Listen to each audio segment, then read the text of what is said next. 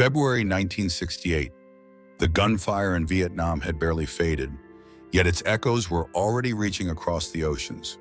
In living rooms from New York to London, from Paris to Tokyo, millions of people stared at their television screens, watching a war they thought they understood suddenly change before their eyes.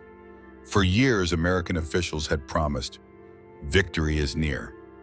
But the images told another story. Smoke over Saigon, the U.S. Embassy under attack, civilians running through burning streets.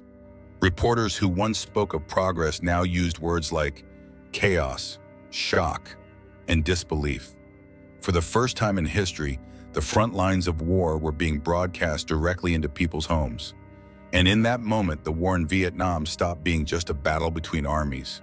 It became a battle for truth. In America, trust began to crumble. Soldiers fought bravely in the jungle, but in the cities back home, hearts and minds were turning away. Newspapers questioned the generals, students filled the streets. Even within the White House, a quiet question began to spread. If this is what victory looks like, then what does defeat mean? The world had woken up, and nothing, not politics, not power, not even perception, would ever be the same again. In the weeks after the Tet Offensive, Washington was a city without sleep. Reports from Saigon spoke of heavy fighting, shocking casualties, and a victory that somehow looked like defeat. The American command insisted the attacks had failed, but television told another story. Buildings in ruins, soldiers in panic, and the U.S. Embassy under siege. The public didn't know which to believe anymore. For the first time, America faced not a military crisis, but a crisis of confidence. Journalists who once trusted official reports now questioned every word. Walter Cronkite, the most respected newsman in America, returned from Vietnam and told millions of viewers, "It is increasingly clear to this reporter that the only rational way out will be to negotiate, not to win." When President Lyndon Johnson heard those words, he turned to his aides and said quietly, "If I've lost Cronkite, I've lost Middle America." Within weeks, protests erupted across the United States. Students marched through Washington. Veterans threw their medals on the steps of Congress. The war was still raging in Vietnam, but in America, the battle had already been lost. Not on the battlefield, but in the hearts and minds of those who no longer believed. March 1968. The Tet Offensive had ended, but in Washington, the shock was only beginning. Reports from Vietnam told of massive enemy losses, yet no one seemed to believe them anymore. In the White House, President Lyndon B. Johnson watched his approval ratings collapse. His war had become a storm he could no longer control. On March 31st, 1968, the president went on national television. His voice was calm but tired. He spoke of peace, of unity, and of the heavy burden that leadership demanded. Then, after 40 minutes of carefully measured words, came a sentence that stunned the nation.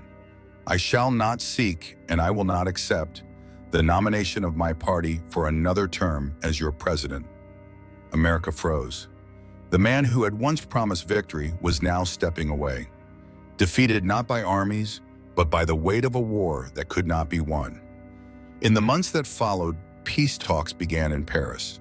On one side of the table sat diplomats from the United States. On the other, representatives of North Vietnam. After years of fighting, the war was finally shifting from bullets to words, from battlefields to negotiations. But even as the diplomats spoke of peace, the soldiers kept dying, and Vietnam still waited for the dawn.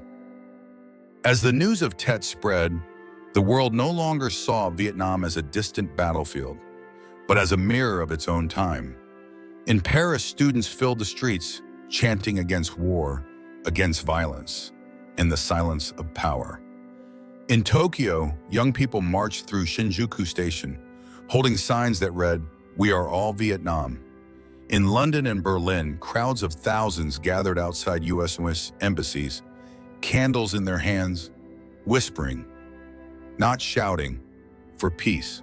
For the first time since World War II, a generation arose not for conquest, but for conscience. The images from Hanoi and Saigon had crossed oceans faster than any army ever could. To many, Vietnam became more than a country. It became a symbol of resistance, of human cult, of how truth and blood would shape an era. Even in Moscow and Beijing, leaders watched closely, measuring how far America's shadow could reach and how much it had begun to fade.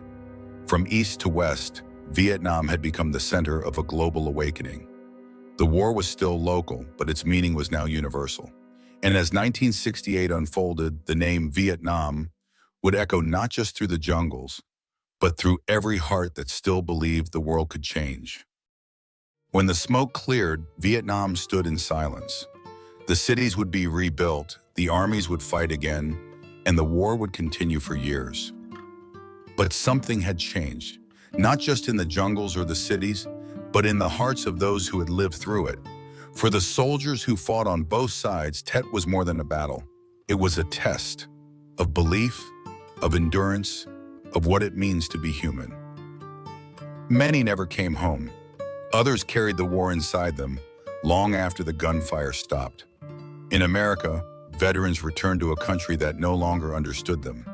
In Vietnam, families mourned and rebuilt, searching for meaning and loss. And yet, through all the pain, one truth endured. The people on every side were driven by something deeply human.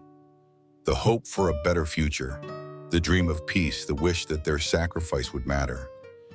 History will always debate who won or lost, but the legacy of Tet cannot be measured by victory or defeat. It lives instead in the shared memory of those who served. In every veteran's story, every tear, every lesson passed to the next generation. Because in the end, the Tet Offensive was not only about war, it was about people and the world they hoped somehow to make whole again. Thank you for respecting history. Don't forget to like, subscribe, and write the bell so you don't miss any battles.